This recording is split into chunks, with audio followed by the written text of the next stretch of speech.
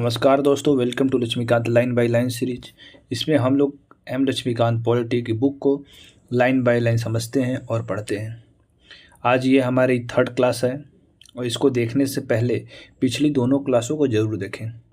और आज हम पढ़ने जा रहे हैं changes by the independence act 1947, others function performed by the constituent assembly, committee of the constituent assembly. उसमें कमेटी में है मेजर कमेटी, माइनर कमेटी और ड्राफ्टिंग कमेटी। आज ये हम तीनों चीज़ पढ़ेंगे। तो आप अपनी किताबों को खोल लीजिए और चलिए स्टार्ट करते हैं हम लोग। आप अपना किताब खोल लीजिए और सामने पेन रख लीजिए और अंडरलाइन करते चलिएगा।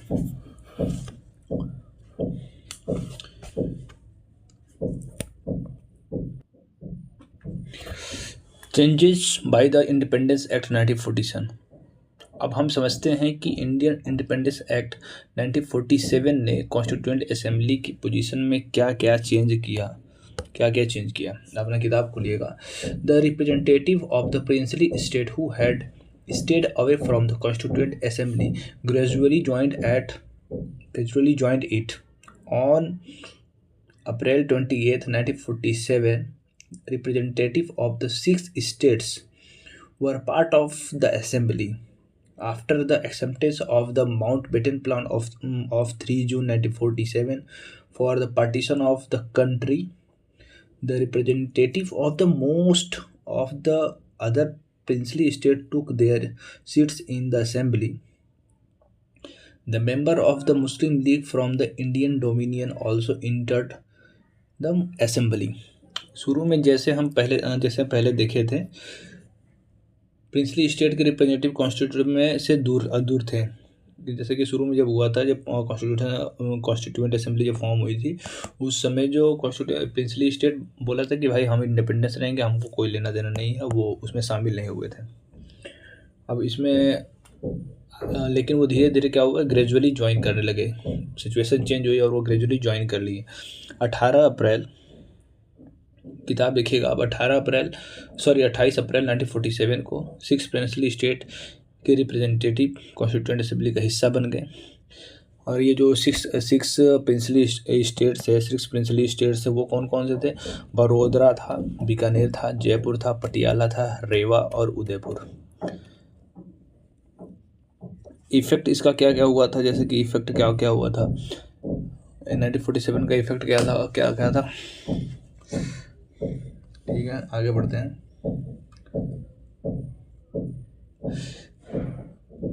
3 जून 1947 को माउंटबेटन प्लान एक्सेप्ट हुआ, जिसमें से तीन के माउंटबेटन प्लान जो है, माउंटबेटन प्लान एक्सेप्ट हुआ कब? 3 जून 1947 को एक्सेप्ट हुआ था। और इसमें कंट्री के पार्टीशन का डिसीजन लिया गया कि इंडिया और पाकिस्तान को अलग कर दिया जाएगा। इंडिया और पाकिस्तान 2 देश बनेंगे इससे। इंडिया हिंदुओं के लिए और पाकिस्तान मुस्लिम के लिए सेपरेट अलग से ही। साथ ही में इंडियन डोमिनियन को मुस्लिम लीग मेंबर अभी असेंबली में इंटर हुए।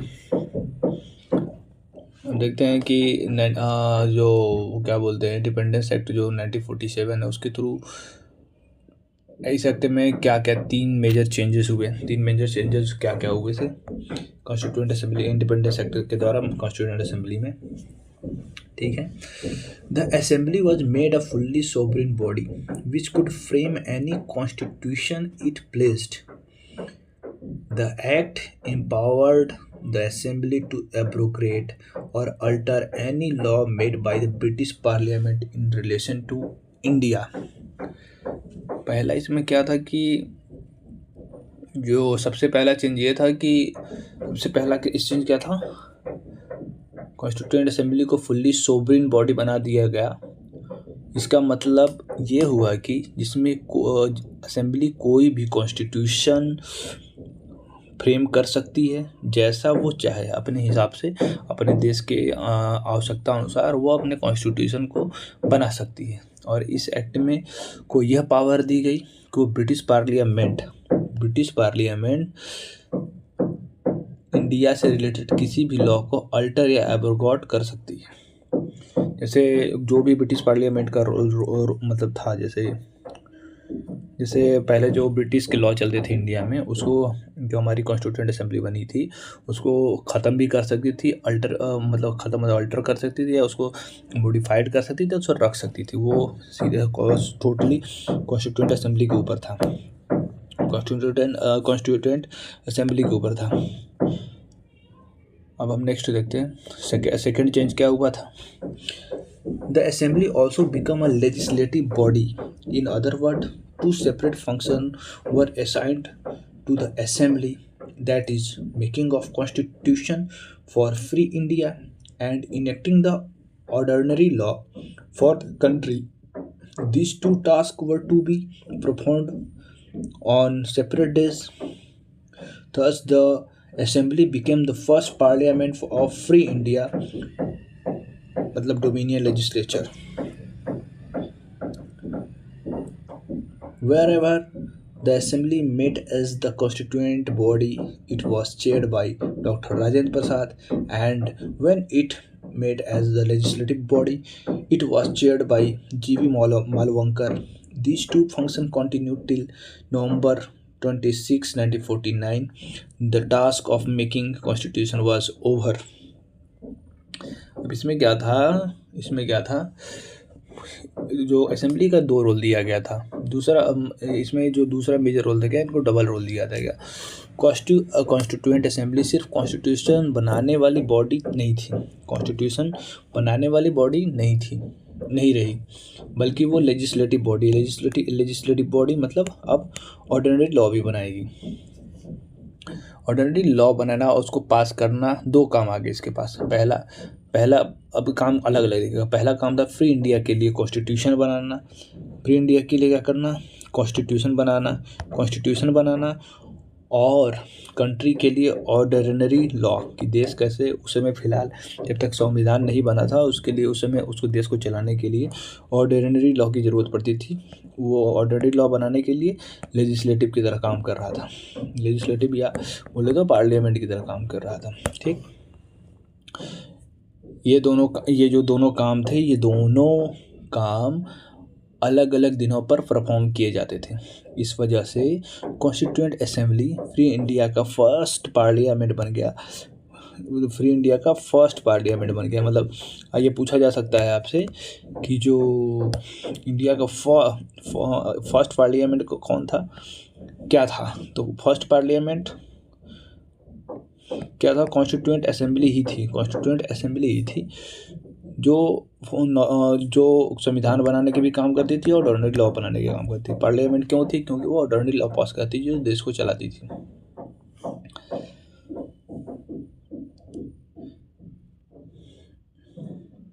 जिसे हम डोमिनियन, अब इसको हम डोमिनियन लेजिस्लेचर भी कह सकते हैं। क्या बना, जो लेजिस्लेचर बना है। अब इसका आगे चलते हैं।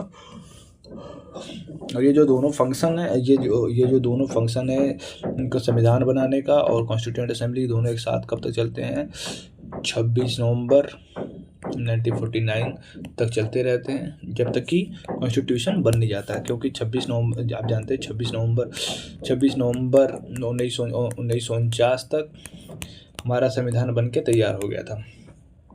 ओके, अब इसमें तीसरा चेंज क्या आया था, उसमें क्या इफेक्ट पड़ा था पार्टीशन की वजह से।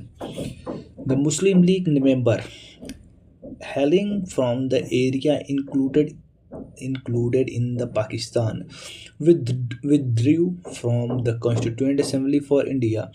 Consequently, the total strength of the assembly came down to 299 as against 289 original, fixed in 1946 under the Cabinet Mission Plan. The strength of the assembly came down to 299 as against 389 originally, fixed in 1946 under the Cabinet Mission Plan. The strength of the Indian provinces, formerly British provinces, was reduced by 296 to 229. 296 to 229, and those of the princely state from 93 to 70. The state vice membership of the assembly as on December 31, 1947 is shown in the table 20 table आप देख सकते हो उसमें दिया गया है। अब तीसरा मेन क्या था, जो पार्टीशन के कारण हुआ था, मुस्लिम लीग के वो मेंबर जो पाकिस्तान में शामिल होने वाले एरिया से थे उन्हें इंडियन कॉन्स्टिट्यूशन असेंबली से विड्रॉ कर लिया गया। इसका डायरेक्टली इफेक्ट ये हुआ, असेंबली की टोटल स्ट्रेंथ 389 से घटकर 389 से घटकर 229 हो गई 229 हो गई। हाँ, ऊपर एक चीज़ छूट गया है। कॉन्स्टिट्यूंट असेंबली जब संविधान बनाने जाती थी तो जब कॉन्स्टिट्यूंट असेंबली का काम संविधान बनाना होता था उस समय प्रेसिडेंट डॉक्टर राजेंद्र प्रसाद या चेयरमैन डॉक्टर राजेंद्र प्रसाद हुआ करते थे। और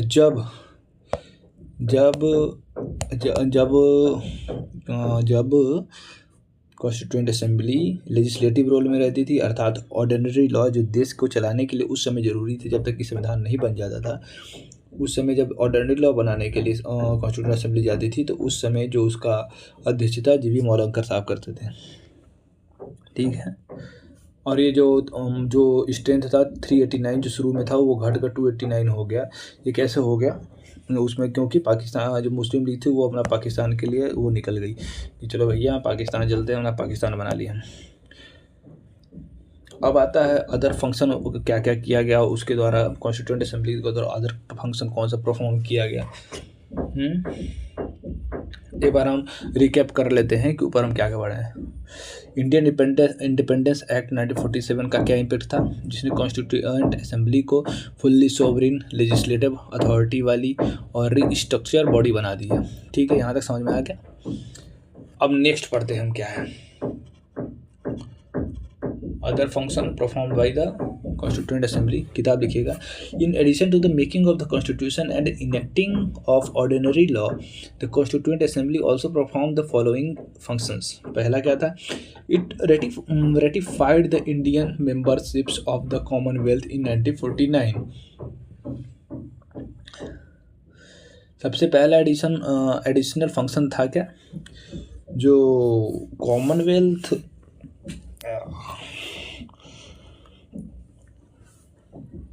इसमें लिख लीजिएगा। जो सबसे पहला फंक्शन क्या था, जो कॉमनवेल्थ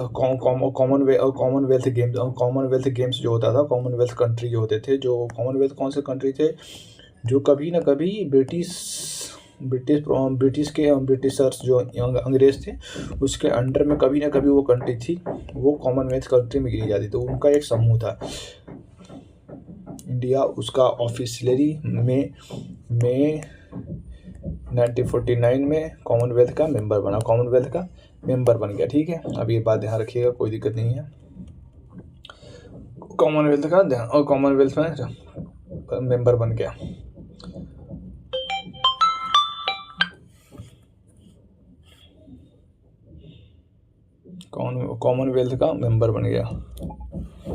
कॉमनवेल्थ का मेंबर बन गया। अब दूसरा फंक्शन, और इसमें अब सेकंड पढ़िएगा। It adopted national flag on July 1947 में। मोस्ट इंपॉर्टेंट है, आप ये ध्यान रखिएगा, इसको हाईलाइट करिए, ये पूछा जाता है कि कॉन्स्टिट्यूएंट असेंबली द्वारा नेशनल फ्लैग कब अडॉप्ट किया गया था, 22 जुलाई 1947 को। ठीक है, ओके, ये ध्यान रखिएगा, 1947 को।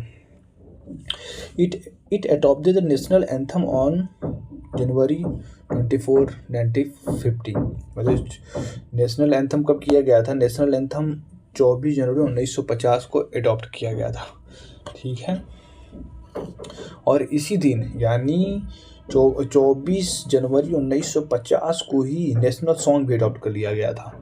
नेशनल जो जनगण मनगण था वो भी। नेशनल सॉन्ग कौन सा हमारा, मतलब राष्ट्रीय गीत वंदे मातरम, जिस पे आजकल बहुत ज़्यादा डिबेट हो रहा है, जिसका कोई मतलब है ही नहीं, वंदे मातरम।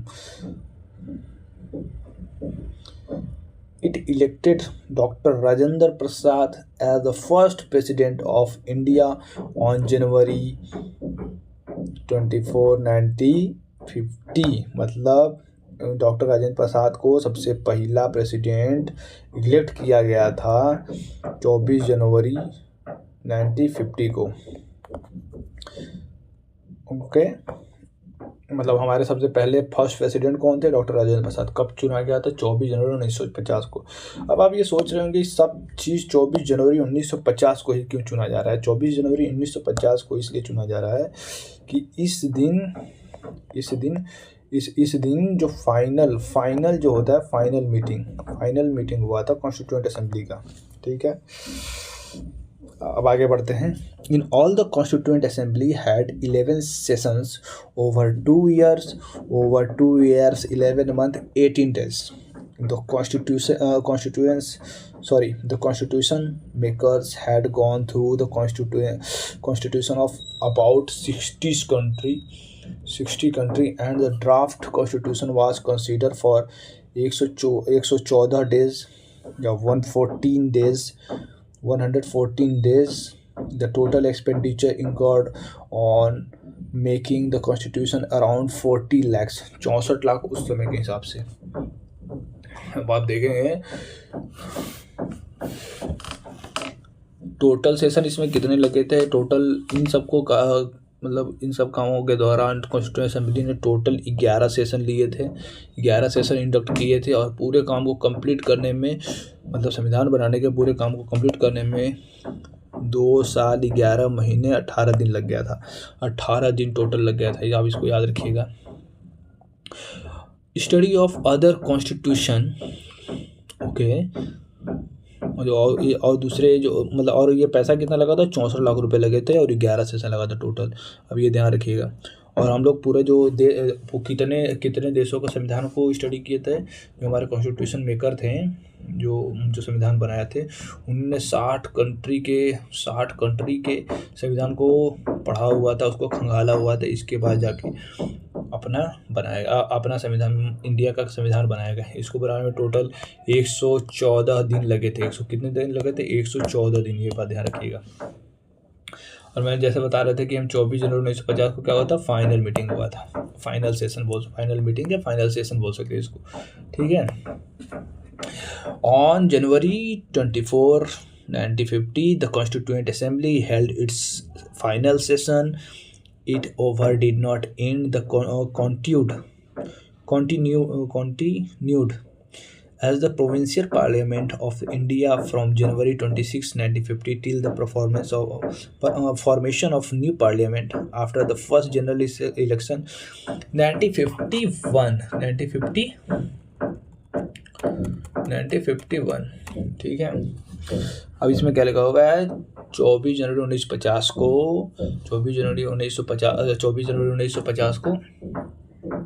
कॉन्स्टिट्यूएंट असेंबली ने अपनी फाइनल सेशन होल्ड की। मतलब कि फाइनल सेशन कब हुआ था उसका?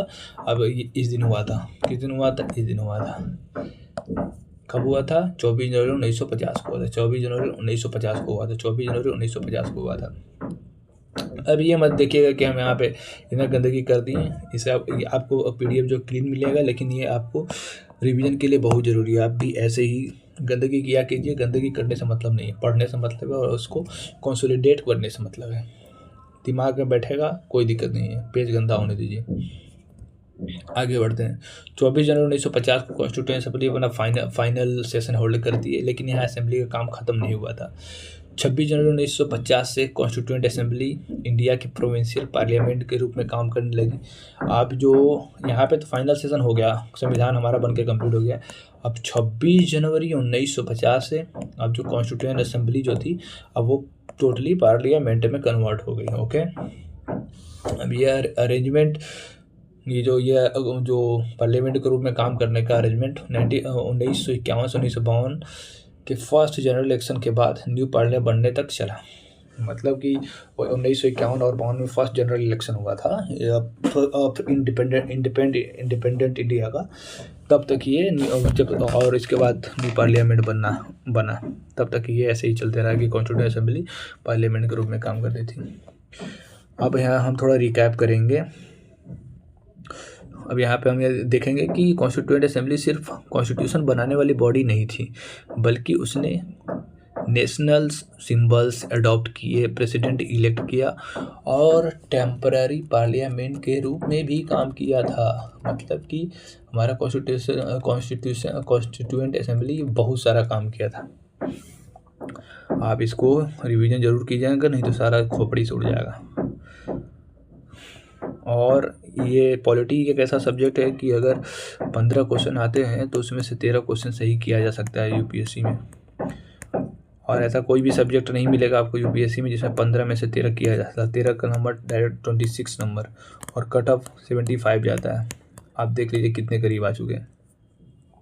सिर्फ पॉलिटी पढ़ने की वजह से आप 13 क्वेश्चन सही करेंगे, और टोटल आपको सही करना है 40 क्वेश्चन। 40 क्वेश्चन का मतलब 80 नंबर्स, 40 क्वेश्चन 80 नंबर, ठीक है, क्योंकि एक क्वेश्चन 2 नंबर का होता है।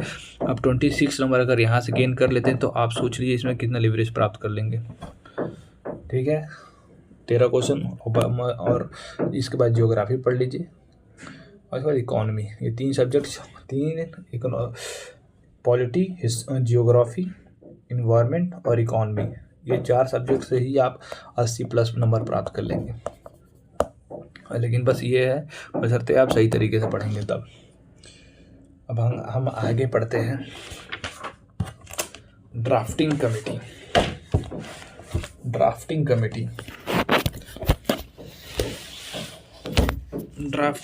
इन द सेंस, मतलब कि जो मेजर थे ना, नोट्स में नहीं है क्योंकि थोड़ा सा कम इम्पोर्टेंट था, तो इसलिए आप थोड़ा सा देख लीजिएगा। किताब खोलिए आप मेजर, उसमें हम पढ़ देते हैं। The constituent assembly appointed a number of committees to deal with the different task of the constitutions making. Out of these 8 were major committee and other were minor committee. The names of the committee given the below. ठीक है, major committee कौन कौन सी वो देखते हैं। Union power committee, major committee में क्या थी कि यूनियन पावर कमेटी किसके द्वारा किया था, पंडित जवाहरलाल नेहरू के द्वारा है चेयर किया गया था। यूनियन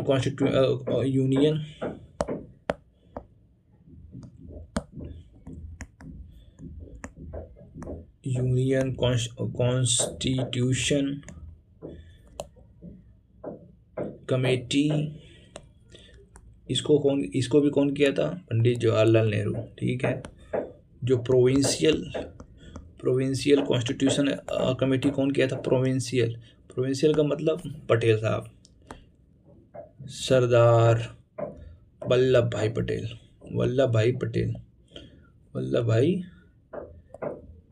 ठीक है, और इसमें सबसे इम्पोर्टेंट आता है कि ड्राफ्टिंग कमेटी कौन किया था। ड्राफ्टिंग कमेटी किए थे डॉक्टर भीमराव अंबेडकर। ठीक है, और advisory committee and fundamental right, minority and tribal and excluded area, इसको भी कौन किया गया था, सरदार वल्लभ भाई पटेल के द्वारा ही किया गया था। अब किताब देखिए, इसमें से जो सरदार पटेल किए थे एंड और आगे जो सब कमेटी थी, 5 सब कमेटी थी, जैसे fundamental rights sub committee JB Kripalani. जैसे ओवरऑल इसके हेड सरदार वल्लभ भाई पटेल थे, लेकिन उसमें भी सब डिवीज़न नहीं होता, जैसे कि क्लास होता है, क्लास में लड़कियों का ग्रुप अलग होता है, लड़कों का उसका अलग मॉनिटर बना दिया था, उसी तरह से इसमें भी हुआ था कि ओवरऑल हेड जो थे वो सरदार वल्लभ भाई पटेल थे। और इसमें भी छोटे छोटे सब कमेटी थी। जैसे पहले सब कमेटी थी fundamental right sub committee, JB, उसको हेड मतलब चेयर कौन किया था, JB कृपलानी साहब। और माइनर सब कमेटी का प्रेसिडेंट कौन था, HC Mukherjee. North east frontier tribal area and Assam excluded and partially excluded area sub committee कौन देख रहे थे, Gopinath Bardoloi. Excluded and partially excluded area other than those of Assam का sub committee AB Thakkar. North west frontier tribal area, north first tribal area कौन देखा, committee देख रहे थे कौन, rules of procedure committee doctor Rajendra Prasad. देखिए ये भी इम्पोर्टेंट है, देखिएगा ध्यान से। जो rules of procedure committee committee जो था वो डॉक्टर राजेंद्र प्रसाद है। Doctor Rajendra Prasad. State committee committee for negotiation with the state, इसके जवाहरलाल नेहरू थे। ठीक है। और स्टीयरिंग कमेटी ये पूछ देता है, स्टीयरिंग कमेटी कौन देख रहा था? डॉक्टर राजेंद्र प्रसाद। माइनर कमेटी बहुत सारी थी, इसमें आप देख लीजिएगा, इसमें सब बहुत सारे याद नहीं करने हैं, कुछ ही याद करने हैं। जैसे देख लीजिएगा, फाइनेंस एंड स्टाफ कमेटी कौन देख रहे थे? डॉक्टर राजेंद्र प्रसाद। क्रेडेंशियल कमेटी कौन देख रहा था? अल्लादी कृष्ण अय्यर। और हाउस कमेटी कौन देते हैं? पट्टाभी सीतारमैया साहब।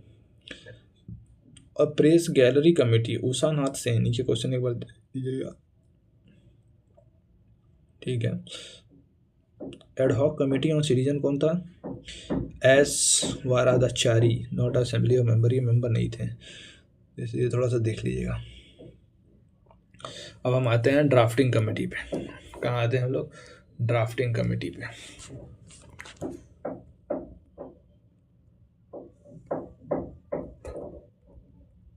अब हम आते हैं ड्राफ्टिंग कमेटी पे।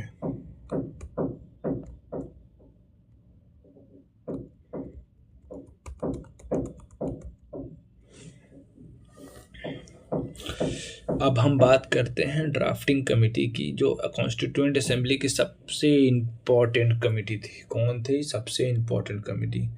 कौन था भैया? Drafting committee. ड्राफ्टिंग कमेटी किताब खोलिएगा, देखिएगा।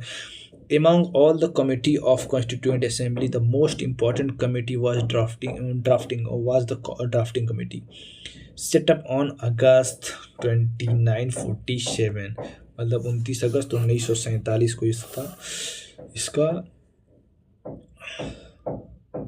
इसका गठन किया गया था या कॉन्स्टिट्यूट किया गया था। ठीक है।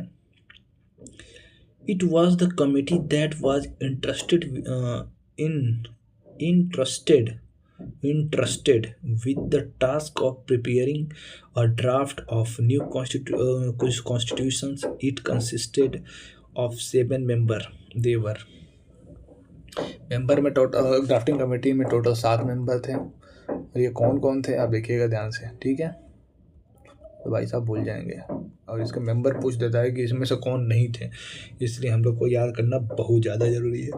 डॉक्टर भीमराव अम्बेडकर, यही हमारे चेयरमैन थे भाई साहब, जो फादर ऑफ कॉन्स्टिट्यूशन। कौन थे? Doctor Bhimrao Ambedkar. Father of constitution थे डॉक्टर भीमराव अम्बेडकर। ठीक है। N Gopalaswami Ayyangar, Alladi Krishna Iyer, K M C थे, और N Gopalaswami Ayyangar and T Krishna Ramachari. ठीक है। टोटल 4, 1, 5 हुए। और 2 लोग कौन थे भाई साहब? एन माधवराव आप किताब से देखते रहिएगा। सबसे पहले कौन था? डॉक्टर भीमराव अम्बेडकर चेयरमैन थे। N Gopalaswami Ayyangar, Alladi Krishnaswami Iyer, और doctor K M Munshi, Saiyid Mohammad Saadullah, और N Madhava Rao. He replaced B.L. Mitter who resigned due to ill health। मतलब जो एन माधव राव थे वो B.L. मित्तर की जगह पे आए थे, जो रिजाइन कर चुके थे। और टी कृष्णचारी जो थे ये भी आए थे उनके जगह पर, डी.पी. खेतान की जगह पे, क्योंकि वो उनका डेथ हो गया था 1948 में। इम्पोर्टेंट प्रैक्टिस का क्या है? The drafting committee after taking into consideration of the proposal of the various committee prepared the first draft of the Committee of India, which was published in February 1948. The people of India were given 8 months to discuss the draft and propose amendment. ठीक है। Drafting committee ने various committee के proposal को consider करके constitution का पहला draft prepare किया। यह फर्स्ट ड्राफ्ट फरवरी 1948 में पब्लिश हुआ। कब हुआ था पब्लिश? 1948 में। ये जो ड्राफ्ट है वो सबसे पहले पब्लिश हुआ। इसके बाद इंडियन पीपुल को 8 मंथ, इंडिया के लोगों को 8 मंथ दिया गया इसको मतलब ताकि वो ड्राफ्ट ड्राफ्ट पर डिस्कशन करे और अमेंडमेंट सजेस्ट करे कि इसमें क्या सुधार किया जा सकता है, क्या रखने लायक है, क्या हटाने लायक है। ओके।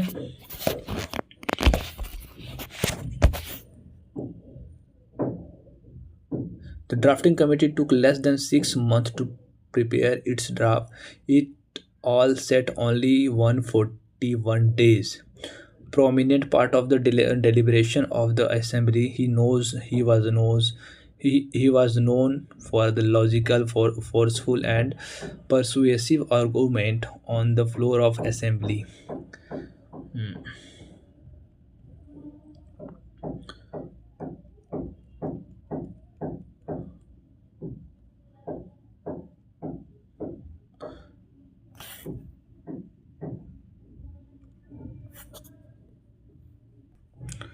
ड्राफ्टिंग कमेटी ने अपना काम 6 महीने से कम टाइम में ही कंप्लीट कर लिया। टोटल मिलाकर कमेटी सिर्फ 141 डेज ही बैठी और पूरा डिस्कस कर ली कि भाई इसमें होना क्या चाहिए था और हुआ कितना है। ये मतलब लेस दिन 6 महीने ही था। 140 डेज, 6 महीने मतलब 180 दिन, उससे पहले ही काम खत्म हो गया। और आगे बढ़ते हैं इसमें। ही का मतलब कौन? Bhimrao Ambedkar. He recognize as the father of the constitution of India. तो has a brilliant writer, constitutional expert, and undisputed leader of the scheduled caste, is also known as the chief architect of the constitution of India। मतलब total मिला जुला के इसके father कौन थे भाई साहब? भीमराव अम्बेडकर थे। इनको चीफ आर्किटेक्ट मतलब संविधान बनाने वाला ही फाइनल इन्हीं को यही बनाए थे। ठीक है। अब आते हैं हम लोग enactment of the constitution. Enactment of the constitution. ठीक है, किताब देखते रहिएगा आप।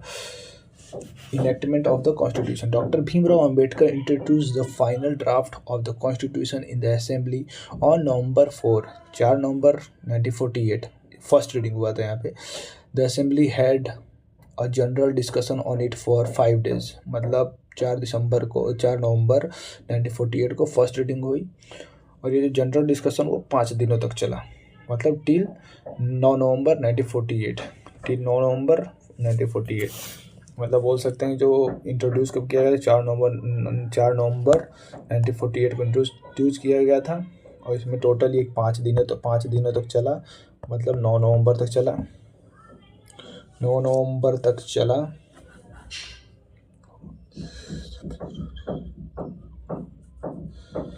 अब इसका सेकेंड रीडिंग कब होता है? अब इसमें देखते हैं सेकेंड रीडिंग कब होता है। सेकेंड रीडिंग होता है स्टार्टेड ऑन सेकेंड रीडिंग होता है 15 नवंबर 1948 से लेके 17 अक्टूबर 1949 तक। During this stage there are as many as 7,653 amendment, मतलब 7,653 अमेंडमेंट हुआ।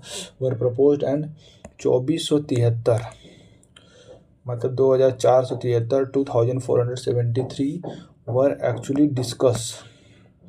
मतलब सोच लीजिए आप 2,500 के लगभग जो अमेंडमेंट था वो डिस्कशन किया गया और 7,653 अमेंडमेंट सुझाव सजेस्ट किया गया था, जिसमें से 2473 डिस्कस किया गया था। आज तो कोई डिस्कस ही नहीं होता है, 2473 का तो बात ही छोड़ दीजिए।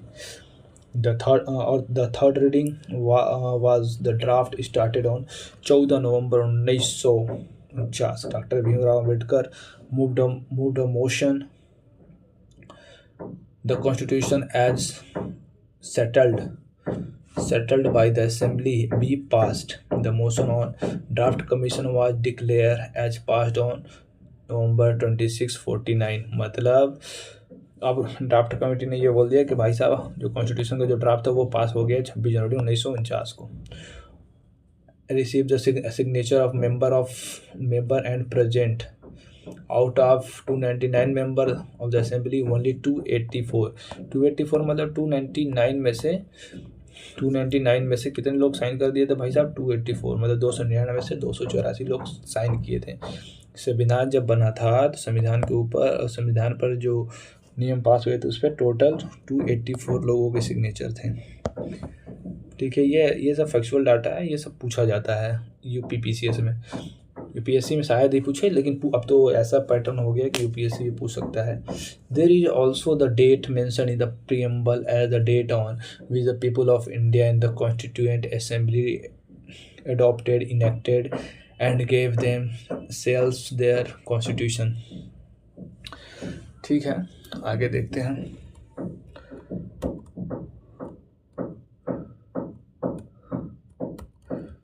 इसके बाद इस डेट को मतलब जो भी बताएं आपको हम 26 नवंबर 1949 को प्रियम्बल में भी मेंशन किया गया, जिसमें लिखा था कि पीपल ऑफ इंडिया ने कॉन्स्टिट्यूएंट असेंबली में इस कॉन्स्टिट्यूशन को एडॉप्ट और इनेक्ट और अपने आप को खुद को दिया है। ठीक है,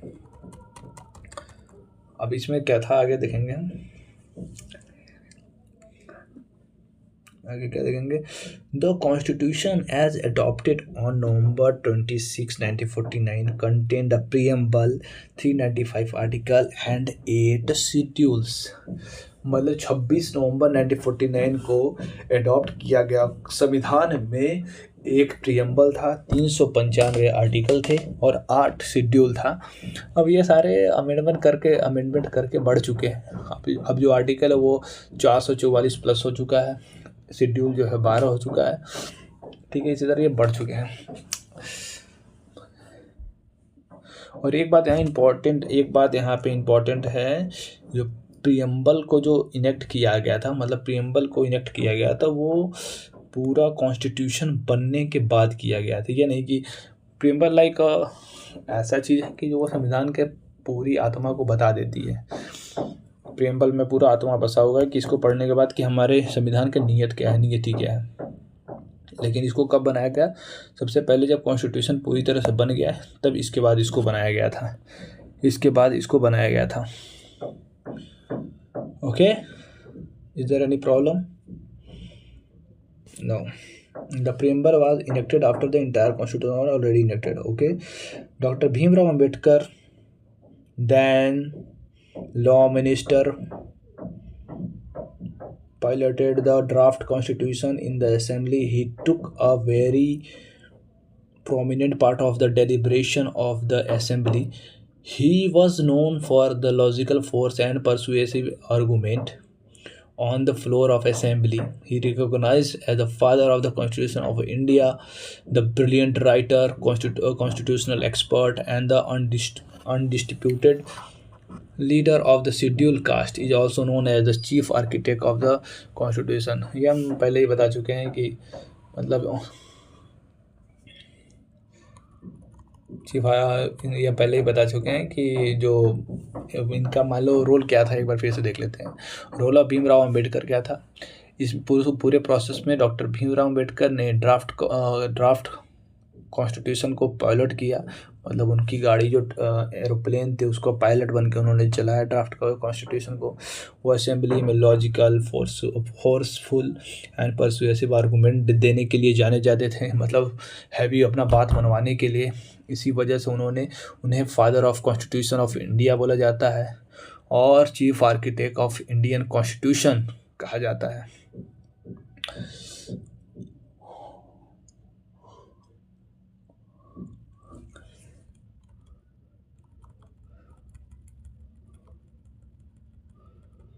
और क्या देखेंगे इसमें? इन्फोर्समेंट ऑफ द कॉन्स्टिट्यूशन आज देख लेते हैं और इसके बाद ख़त्म करते हैं। इन्फोर्समेंट ऑफ द कॉन्स्टिट्यूशन देख लेते हैं। Some provision of the constitution pertaining to citizenship, election, provincial parliament, temporary and transitional provinces and short title enacted in Article 5, 6, 7, 8, 60, 324 and many more। मतलब 50 लगभग किए गए थे। Came into force in November 26 1950। ठीक है। पार्सली जो 26 नवंबर 1949 तो ये कर लिए गए थे, जो मेन चीज़ें से सिटीजनशिप इलेक्शन इसको पार्सली इनेक्ट कर लिया गया था, मतलब फोर्स में ला गया था। और जो संविधान का फुल इन्फोर्समेंट है वो 26 जनवरी 1950 को किया गया था। ठीक है। The remaining provision the major part of the constitution came into force on 26 January 1950। This day is refer to the constitution as the date of its commencement and celebrated as a republic day. जैसा कि अब 26 जनवरी आने वाला है, आप जानते हैं 26 जनवरी वाला आने वाला है। और मम्मी, और आप जानते हैं 26 जनवरी को क्या मनाया जाता है? 26 नवंबर को क्या मनाया जाता है? कॉन्स्टिट्यूशन डे मनाया जाता है। 19 नवंबर 2015 को गवर्नमेंट ऑफ इंडिया ने, मतलब मोदी जी ने डिसाइड किया कि हर साल 26 नवंबर को कॉन्स्टिट्यूशन डे यानी कि संविधान दिवस मनाया जाएगा। इसका ऑब्जेक्टिव क्या था? कॉन्स्टिट्यूशन वैल्यू को प्रमोट करना। अभी तक हम जो पढ़े हैं उसे रिकैप करते हैं। तो ये इनेक्टमेंट ऑफ कॉन्स्टिट्यूशन को के प्रोसेस को क्या कंप्लीट करता है। ड्राफ्ट इंट्रोड्यूस हुआ, डिटेल डिस्कशन हुई, इसमें अमेंडमेंट आए और फाइनल 26 नवंबर 1949 को कॉन्स्टिट्यूशन पास हो गया। अब हम इन्फोर्समेंट ऑफ द कॉन्स्टिट्यूशन में क्या बात देख रहे थे, मतलब इन्फोर्समेंट ऑफ कॉन्स्टिट्यूशन की, यानी कॉन्स्टिट्यूशन कब और कैसे इम्प्लीमेंट हुआ, सबसे ज़रूरी चीज़। अब देखिएगा पार्सली जो था इनेक्टमेंट वाला देख रहे हैं अभी, ये वाला एक बार इसको फिर से देख लेते हैं। जो इनेक्टमेंट था, सबसे पहले ये समझना जरूरी है कि कॉन्स्टिट्यूशन के सारे प्रोविज़न एक साथ इन्फोर्स नहीं हुए थे। मतलब 395 आर्टिकल थे, वो सारे एक साथ ही नहीं आ गए थे। 26 नवंबर 1949 को कॉन्स्टिट्यूशन के कुछ स्पेसिफिक प्रोविज़न तुरंत लागू हो गए जो ज़्यादा ज़रूरी थे। ये प्रोविज़न आर्टिकल 5, 6, 7, 8 और 9 से रिलेटेड थे, जो सिटीजनशिप से संबंधित है, नागरिकता किसको देनी है और किसको नहीं देनी है। इसके अलावा 60, 324, 366 और बाकी भी 393 भी 26 नवंबर 1949 को ही इन्फोर्स हुए। ये आर्टिकल मेनली डील करते थे इलेक्शन से, प्रोविंशियल पार्लियामेंट, टेम्पररी और ट्रांजिशनल प्रोविज़न और short title of the constitution. Major enforcement 26 जनवरी 1950 को हो गया। कॉन्स्टिट्यूशन का जो मेजर पार्ट था 26 जनवरी 1950 को इन्फोर्स हुआ या लागू हो गया। इस दिन को कॉन्स्टिट्यूशन में डेट ऑफ कमेंसमेंट कहा गया है और इसी दिन को इंडिया में रिपब्लिक डे के रूप में सेलिब्रेट किया जाता है। आपके मन में एक बात तो जरूर आया होगा, why 26 January was chosen to commencement of the constitution. सही बात है। अब सवाल आता ही है कि 26 जनवरी को कमेंसमेंट डेट क्यों चुना गया। इसका रीज़न हिस्टोरिकल इम्पोर्टेंस से जुड़ा हुआ है। 26 जनवरी 1930 को पूर्ण स्वराज डे सेलिब्रेट किया गया था। इंडियन नेशनल कांग्रेस के लाहौर सेशन दिसंबर 1926 के रेजोल्यूशन के बाद हुआ था। मतलब 26 जनवरी को पूर्ण स्वराज कब मनाया जाएगा? 26 जनवरी 1930 को मनाया जाएगा, ऐसा लाहौर सेशन में हुआ था। Lahore session Indian national Congress का 1929 में हुआ था कि रेजोल्यूशन पास हुआ था कि अब हम लोग 26 जनवरी को ही स्वराज दिवस मनाएंगे। इसीलिए कॉन्स्टिट्यूशन का कमेंसमेंट 26 जनवरी के दिन चूज किया गया था। ठीक है, यहाँ पूर्ण स्वराज लिख दिए, रावी नदी के तट पर किया गया था। अब इसको याद होगा आपको। ठीक है, अब देख लेते हैं क्या बचा है।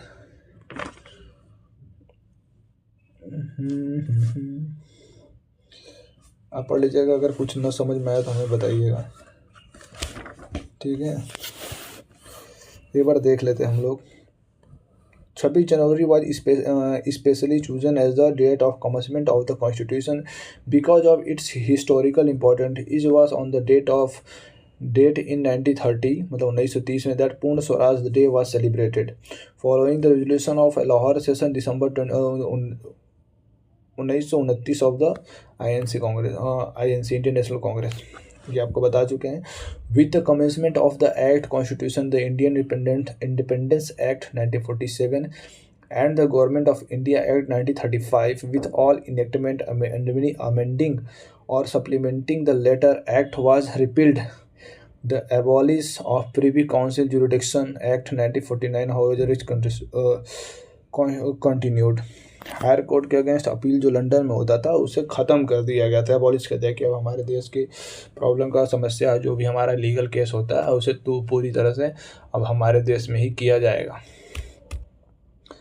ठीक है। जो और जो पुराने पुराने जो थे, जो नियम वम थे उसे हटा गया है। जैसे कॉन्स्टिट्यूशन इन्फोर्स हुआ, कुछ पुराने एक्ट थे उनको रिपील कर दिए गए। ये एक्ट कौन कौन से, जैसे इंडियन इंडिपेंडेंस एक्ट 1947 इसे हटा दिया गया था। गवर्नमेंट ऑफ इंडिया एक्ट 1935 और इस एक्ट से रिलेटेड सारे अमेंडिंग और सप्लीमेंट्री इनेक्टमेंट थे, लेकिन एक एक्ट कंटिन्यू किया गया जिसका नाम था abolition of privy council jurisdiction act 1949।